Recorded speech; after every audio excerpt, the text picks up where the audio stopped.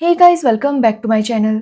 तो आज के इस वीडियो में मैं आपको एक्सप्लेन करने वाली हूँ 2026 में आई मूवी मैं वापस आऊँगा। तो चलिए विदाउट वेस्टिंग टाइम मूवी का एक्सप्लेनेशन स्टार्ट करते हैं। तो मूवी स्टार्ट होती है ईश्वर नाम के एक बूढ़े आदमी से जो सुबह सुबह उठकर न्यूज़ देखने लगता है, जिसके बाद वो अपने ड्राइवर से कहता है कि उसे एक एड्रेस पर जाना है। अब ये देखकर उसका ड्राइवर काफ़ी हैरान था क्योंकि वो एड्रेस पाकिस्तान का था और ईश्वर उसे वहीं पर चलने के लिए कह रहा था। अब ये देखकर वो ड्राइवर काफी हैरान हो जाता है और वो ईश्वर को समझाने की कोशिश करता है, बट ईश्वर उसकी बात नहीं सुनता और उसे कहता है कि चुपचाप वो आगे चले। जिसके बाद वो वहां पर जाता है जहां पर इंडिया पाकिस्तान की बॉर्डर थी।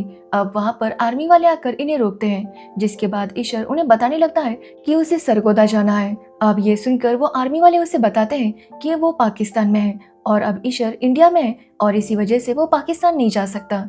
अब ये सुनने के बाद ईश्वर को कुछ भी समझ नहीं आ रहा था। वो कहता है कि आखिर ऐसे कैसे बीच में इतनी बड़ी दीवार बन गई कि यहाँ के लोग वहां पर जा ही नहीं सकते। अब वो आर्मी ऑफिसर्स उसे काफी समझाने की कोशिश करते हैं कि इंडिया और पाकिस्तान का पार्टीशन हुआ था, जिसके बाद ये बॉर्डर बन चुकी है। बट यहाँ पर ईश्वर काफी ज्यादा टेंशन में आ जाता है, जिसकी वजह से उसकी तबीयत खराब हो जाती है और उसे हॉस्पिटल में एडमिट किया जाता है। अब यहाँ पर ईश्वर की फैमिली की बात करें तो उसकी फैमिली में उसके बेटे, बहुएं और उसके पोते थे। जिसके बाद हम नीर को देखते हैं जो कि ईश्वर का ही पोता है और अभी वो लंदन में रहता है। एक्चुअली नीर को एक भी जॉब करना पसंद नहीं आ रहा था और इसी वजह से उसने एक साल में अपने 3 जॉब छोड़ दिए थे। वो कॉमेडी करने की कोशिश करता है बट कोई भी उसकी जोक पर हंसता ही नहीं क्योंकि वो जोक इतने रिलेटेबल नहीं होते थे। जिसके बाद नीर अपनी गर्लफ्रेंड के साथ एक पब में जाता है। यहाँ पर हमें पता चलता है कि उसकी गर्लफ्रेंड तो इस रिलेशनशिप को लेकर काफी सीरियस है, बट नीर अभी भी कमिटमेंट के लिए तैयार नहीं था और इसी वजह से अगले दिन उसका और उसकी गर्लफ्रेंड का झगड़ा हो जाता है। तभी नीर को उसके पापा का कॉल आता है जो कि उसे बताते हैं कि उसके दादाजी की तबीयत काफी सीरियस है और लगता नहीं कि वो बच पाएंगे। तभी वहां पर नीर की गर्लफ्रेंड यही चाहती थी कि उनके रिलेशनशिप का कोई तो स्टेटस हो, बट नीर ये सुनकर गुस्सा हो जाता है क्योंकि अभी वो ये सब डिस्कस नहीं करना चाहता था। अब ये सुनने के बाद उसकी गर्लफ्रेंड भी वहां से चली जाती है और नीर इंडिया आ जाता है अपने दादाजी से मिलने, जहाँ वो देखता है कि उसके पापा, उसके अंकल यही डिस्कस कर रहे थे कि उसके दादाजी काफी वीक हो चुके हैं बट उनकी विल पावर इतनी स्ट्रांग है और उसी की वजह से वो जिंदा है। यहाँ पर नीर जब अपनी दादाजी से मिलता है तो वो देखता है कि वो कुछ ना कुछ तो बोल रहे थे, जैसे कि उन्हें कुछ बताना था बट वो ठीक से बता नहीं पा रहे थे।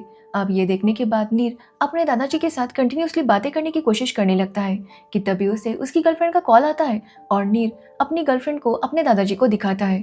अब ये देखने के बाद उसके दादाजी थोड़ा सा अच्छे से उसे बात करने लगते हैं क्योंकि कहीं ना कहीं वो उसे कुछ बताना चाहते थे और वो नीर को बताते हैं कि वो शादी ना करे। अब ये सुनकर नीर भी समझ नहीं पाता कि आखिर वो ऐसा क्यों कर रहे हैं, बट धीरे धीरे करके नीर को उनकी थोड़ी थोड़ी बातें समझ में आने लगती है। जैसे कि पार्टीशन से पहले उसके दादाजी सरगोदा में रहा करते थे। एक्चुअली वो काफी रिच थे और वहाँ पर ईश्वर एक कॉलेज में पढ़ता था, साथ ही उसे क्रिकेट का भी बहुत ज्यादा शौक था। अब यहाँ पर हमें पता चलता है कि ईश्वर मन ही मन में एक लड़की से प्यार करता था जिसका नाम था अफसाना। वो हर रोज अफसाना को देखा करता बट कभी भी उसके साथ बात करने की हिम्मत नहीं हुआ करती थी। साथ ही हम देखते हैं कि अफसाना को शायरी का बहुत ज्यादा शौक था। उस दिन भी वो कॉलेज में शायरी सुनाती है, जिसके बाद उन्हें कॉलेज में बताया जाता है कि जल्दी इंडिया और पाकिस्तान का पार्टीशन हो जाएगा और उन्हें अपना एक आजाद मुल्क मिल जाएगा। बट ये सुनने के बाद अफसाना और ईशर दोनों ही काफी टेंशन में आ जाते हैं क्योंकि अफसाना मुस्लिम है और ईशर सिख, और वो जानते थे कि इसके बाद उन्हें भी प्रॉब्लम हो सकती है और इसी वजह से वो दोनों ही काफी टेंशन में थे। जिसके बाद अफसाना खुद ही जाकर ईशर के दोस्त से बात करती है और उसे बताती है कि उसकी कान की बाली गिर गई है और वो उसे ढूंढने के लिए जा रही है। अब ये सुनने के बाद ईशर समझ जाता है कि अफसाना उसके साथ बात करना चाहती है, जिसके बाद वो भी वहां पर चला जाता है जहां पर वो दोनों बातें करने लगते हैं। अब यहाँ पर ईशर को पता चलता है कि अफसाना भी उसे पसंद करती है और ये जानकर वो बहुत ज्यादा खुश होता है, बट अफसाना को थोड़ा सा टेंशन था कि अगर सच में बंटवारा हो गया तो पता नहीं क्या होगा, वो लोग साथ में रह तो पाएंगे या नहीं। बट ईशर कहता है कि ऐसा कुछ भी नहीं होगा क्योंकि यहाँ पर कोई भी लड़ाई नहीं करता, तो फिर यहाँ पर ऐसा कैसे हो सकता है। बट यहाँ पर अफसाना को रावलपिंडी में जो हुआ था उसका डर था। वहाँ पर काफी सारे लोगों को मारा गया था, जिसके बाद काफी सारे सिख और हिंदू लोग इंडिया चले गए थे और इसी वजह से अफसाना को डर था कि कहीं ईशर को भी यहाँ से जाना ना पड़े। बट ईशर कहता है कि वो यहाँ से कहीं नहीं जाएगा, वो हमेशा यहीं पर रहेगा।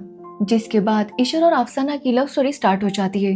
दोनों ही छुप छुप कर मिला करते थे और दोनों एक साथ बहुत ज्यादा खुश थे। अब एक दिन अफसाना ईशर से मिलने आती है जहाँ पर वो बहुत ज्यादा टेंशन में थी क्योंकि दंगे बढ़ रहे थे और उसे डर था कि यहाँ पर भी दंगे ना हो जाए। अब यहाँ पर वो ईशर से वादा लेती है कि वो कभी भी उसे छोड़कर नहीं जाएगा। तो वही ईशर भी उसे यही कहता है कि वो यहाँ से कहीं नहीं जाएगा। जिसके बाद ईशर अफसाना को किस करने की कोशिश करता है, बट अफसाना उसे रोकती है। जिसके बाद वो वहाँ से जाने लगते हैं तो ईशर अफसाना से माफ़ी मांगता है और कहता है कि वो आइंदा ऐसा कुछ भी नहीं करेगा, वो उससे वादा करता है। अब ये सुनने के बाद अफसाना काफ़ी टेंशन में आ जाती है। वो ईशर से कहती है कि अगर कल उनकी शादी हो गई तो भी वो क्या कुछ नहीं करेगा। अब ये सुनने के बाद ईशर भी सोच में पड़ जाता है। तो अफसाना उससे कहती है कि वो अपनी कसम वापस ले ले। जिसके बाद ईशर ऐसा ही करता है। फिर कहानी प्रेजेंट में आती है, जहां हम नीर को देखते हैं जो अपने एक दोस्त से मिलने जाता है। अब यहाँ पर उसका दोस्त उसे कुछ बोलने के लिए कहता है तो नीर यहाँ पर अपने दादाजी की स्टोरी सुनाने लगता है कि कैसे वो इतने सालों पहले पाकिस्तान से इंडिया आ गए, बट अभी भी उनका दिल वहाँ के एक छोटे से गांव में बसा है जहाँ पर उन्होंने अपना बचपन गुजारा था। और आज उन्हें अपने घर वाले याद नहीं है, बट आज भी उन्हें अपना वो गांव, अपना वो घर, ये सब कुछ याद है। अब वहाँ पर बैठे काफी सारे लोग बताने लगते हैं कि कैसे उनके दादाजी और दादी भी आज भी अपने उन घरों को याद करते हैं। जिसके बाद नीर पता करने लगता है कि आखिर उसके दादाजी के मन में ऐसी कौन सी बात है जिसकी वजह से वो इतने तकलीफ में है। जिसके बाद कहानी फिर से फ्लैशबैक में जाती है, यानी कि 1947 में, जहां हम ईशर को देखते हैं जो अफसाना से मिलने जा रहा था, बट बीच में उसे रोक दिया जाता है। एक्चुअली ये सब कुछ अफजल और उसके लोग कर रहे थे। यहाँ पर अफजल ईशर से कहता है कि अब तक तो वो दोनों साथ में रह सकते थे, बट अब उनके बीच में प्रॉब्लम होने वाली है, इसलिए बेहतर होगा कि ईशर यहाँ से चला जाए। अब ये सुनकर ईशर काफी हैरान था, क्योंकि अभी तक पता भी नहीं चला था कि बॉर्डर कहाँ से होगी और कौन सा गांव इंडिया में होगा और कौन सा पाकिस्तान में। और वैसे भी किसी को भी मजबूर नहीं किया जा सकता कि वो कहाँ पर रहेगा, इसलिए ईशर कहता है कि वो तो यहीं पर रहेगा और यहाँ से कहीं भी वापस नहीं जाएगा। अब ये सुनने के बाद अफजल के लोग कहते हैं कि उन्हें ईशर को सबक सिखाना होगा। जिसके बाद वो लोग ईशर को वहाँ से निकाल देते हैं। जिसके बाद ईशर अपने एक दोस्त के साथ अपने घर आता है, जहाँ पर वो देखता है कि उसके घर वाले भी काफी टेंशन में थे, क्योंकि उन्हें पता नहीं था कि वो आगे क्या करे। उन्हें लगता है कि उनके आस पड़ोस वाले सब लोग इतने अच्छे से रहते हैं, तो फिर यहाँ पर दंगे कैसे हो सकते हैं, और इसी वजह से वो कंफ्यूज थे कि उन्हें यहाँ से जाना चाहिए या यहीं पर रुकना चाहिए। तो वही हम ईशर को देखते हैं, जो कि अपनी बहन को बताता है कि अफसाना भी उसे पसंद करती है और दोनों ने शादी का भी प्लान बना लिया है। जो सुनकर आशर की बहन भी उनके लिए बहुत ज्यादा खुश थी। अब अगले दिन आशर का दोस्त अल्ताफ उसे बताता है कि कल उसकी बहन की सगाई है, बट उसके पापा ने उसे वार्न किया है कि वो ईशर और उसके घर वालों को यहाँ पर ना बुलाए। बट यहाँ पर ईशर कहता है कि वो तो जरूर आएगा। एक्चुअली अल्ताफ के पापा को टेंशन थी कि अगर ईशर और उसके घर वाले वहाँ पर आ गए तो पता नहीं उनके मोहल्ले के लोग उनके साथ क्या करेंगे, और इसी वजह से उनकी सेफ्टी के लिए उन्होंने उन्हें आने से मना कर दिया था। बट अल्ताफ ईशर और उसकी बहन को इनवाइट करता है, जिसके बाद वो सभी लोग वहाँ पर जाने लगते हैं। बट उन्हें जाता हुआ अफजल देख लेता है और वो तुरंत अल्ताफ के पापा के घर आता है, जहाँ वो उन्हें वार्न करता है कि वो आइंदा ऐसे किसी भी और को उनके घर में आने ना दे, नहीं तो उनके लिए अच्छा नहीं होगा, साथ ही वो भी गद्दार बन जाएंगे। बट यहाँ पर अल्ताफ के पापा अफजल को ये बातें सुनाते हैं और वहाँ से उसे निकल जाने के लिए कहते हैं। जिसके बाद वो सबसे कहते हैं कि वो सेफली अपने घर वापस चले जाए। तो वही ये सब देखने के बाद अफसाना और ईशर की टेंशन और ज्यादा बढ़ जाती है।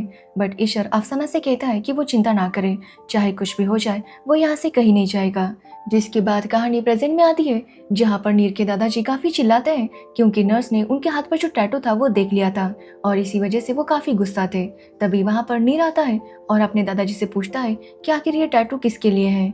अब इसके बाद कहानी फिर से फ्लैशबैक में जाती है, जहां हम देखते हैं कि ईशर अफसाना से रात को मिलने गया था। अफसाना उसे अपने घर में बुलाती है, जहां पर ईशर उसे बताता है कि उसने उसका नाम अपने टैटू में लिखवाया है। ये देखकर अफसाना काफी ज्यादा खुश होती है। ईशर कहता है कि अब उसका नाम कभी भी उसके हाथ से नहीं मिटेगा। कि तभी वहां पर अफसाना के घर वाले आ जाते हैं और यहाँ पर वो अफसाना को काफी डांटने लगते हैं। बट अफसाना उन्हें बता देती है कि वो ईशर को पसंद करती है और वो दोनों ही एक साथ रहना चाहते हैं, बट वो जानते हैं कि हालात अभी ठीक नहीं है और इसी वजह से वो यहाँ पर मिल रहे थे। अब ये सुनने के बाद उसके घर वाले काफी गुस्सा करने लगते हैं, जिसके बाद अफसाना और ईशर वहां से भाग निकलते हैं और एक जगह पर आते हैं, जहां पर ईशर अफसाना से कहता है कि अब वो उसकी लाइफ में हमेशा के लिए है और इसी वजह से वो चिंता ना करे, वो हमेशा उसके साथ रहेगा। जो सुनकर अफसाना काफी खुश होती है, जिसके बाद वो ईशर से कहती है कि अब वो यहाँ से चला जाए। जिसके बाद ईशर भी उसे बाय बोलकर वहां से चला जाता है। जिसके बाद कहानी प्रेजेंट में आती है, जहां हम नीर को देखते हैं जो कि उन लोगों को कांटेक्ट कर रहा था जो कि पार्टीशन से पहले इंडिया में थे, बट अब वो पाकिस्तान चले गए थे। अब यहाँ पर नीर उनसे कुछ फोटोग्राफ्स मांगने लगता है ताकि वो अपने दादाजी को दिखा सके। जिसके बाद जब वो फोटोग्राफ्स दिखा रहा था तो उसके दादाजी एक लड़की को देखते हैं और उनकी तबीयत खराब हो जाती है। अब यहाँ पर नीर को लगता है कि शायद इसी लड़की को उसके दादाजी याद करते हैं, बट यहाँ पर हमें पता चलता है कि एक्चुअली ये तो ईशर की बहन थी। बट अभी वो कहाँ है इसके बारे में किसी को भी पता नहीं था। अब ये सुनकर नीर काफी हैरान हो जाता है कि आखिर ऐसे कैसे कि उसकी दादाजी की बहन कहाँ है, इसके बारे में किसी को भी पता नहीं। जिसके बाद वो अपने दादाजी के छोटे भाई को बुलाता है और उनसे पूछने लगता है। तभी वहां पर नीर के पापा भी आते हैं, जिसे देखकर नीर के दादाजी काफी गुस्सा करने लगते हैं और कहते हैं कि उन्होंने उनसे भी कहा था कि वो शादी ना करे, क्योंकि उनके परिवार पर श्राप है कि यहाँ पर कोई भी औरत जिंदा नहीं रहेगी, क्योंकि वो अपनी औरतों को बचा नहीं सके। अब ये सुनने के बाद नीर समझ नहीं पा रहा था कि आखिर उसके दादाजी ऐसा क्यों कह रहे थे। अब यहाँ पर नीर के पापा बताते हैं कि उनकी फैमिली में जो भी लेडीज आई थी उन सब की एक एक करके मौत हो गई, और उसके दादाजी को यही लगता है कि ये उनके खानदान पर लगा हुआ श्राप है, और इसी वजह से वो नहीं चाहते थे कि उनके बेटों की शादी हो। अब नीर अपने दादाजी के छोटे भाई से पूछता है कि कम से कम वो उन्हें सब कुछ सच बता दे, क्योंकि वो चाहता है कि कम से कम उसके दादाजी सुकून से मरे। उनकी पूरी लाइफ इतने प्रॉब्लम्स में थी और इसी वजह से वो चाहता है कि कम से कम उनको मौत तो सुकून की मिले। अब ये सुनने के बाद उनका छोटा भाई उन्हें पूरी कहानी बताने लगता है। वो बताता है कि सरगोदा में भी दंगे होने लगे थे और इसी वजह से ईशर की फैमिली को भी अपने घर से भागना पड़ा। रात को जब वो वहां से निकल रहे थे तो वो जानते थे कि औरतों को ले जाना सेफ नहीं होगा। तभी अल्ताफ के पापा उनसे कहते हैं कि वो औरतों को अपने घर में सेफली रखेंगे, ये लोग वहां पर चले जाएं, जिसके बाद वहां पर रहने का बंदोबस्त करें, जिसके बाद वो औरतों को यहाँ से भेज देंगे। अब ये सुनने के बाद ईशर के घर वाले इसके लिए तैयार तो नहीं थे, बट सब लोग जानते थे कि रावलपिंडी में औरतों के साथ क्या हुआ था। इसी वजह से औरतें फैसला कर दिए कि वो यहीं पर रुकेगी। अब यहाँ पर अल्ताफ के पापा औरतों को अपने घर लेकर जाते हैं तो वही सभी मर्द छुपते हुए इंडिया आने लगते हैं। अब रास्ते में इनके ऊपर हमले भी होते हैं, बट किसी तरह से बचते हुए ये लोग इंडिया आकर यहाँ पर रेफ्यूजी बन जाते हैं। जिसके बाद इन्हें अपने घर की बहुत ज़्यादा याद आ रही थी और वो जानना चाहते थे कि उनकी वाइफ, उनकी माँ, ये सब लोग सेफ है या नहीं। और इसी वजह से ईशर के पापा ईशर के साथ वापस सरगोदा जाने लगते हैं, बट पुलिस वाले उन्हें रोकते हैं और समझाते हैं कि अगर ये दोनों वहां पर गए तो उनके साथ भी वही होगा जो बाकियों के साथ हुआ है, उन्हें जान से मार दिया जाएगा।